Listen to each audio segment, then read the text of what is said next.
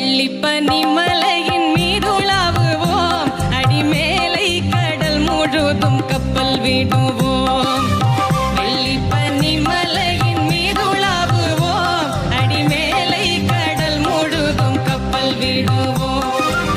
பள்ளித்தளம் அனைத்தும் கோயில் செய்குவோம், பள்ளித்தளம் அனைத்தும் கோயில் செய்குவோம். எங்கள் பாரத தேசம் என்று தோள் கொட்டுவோம்,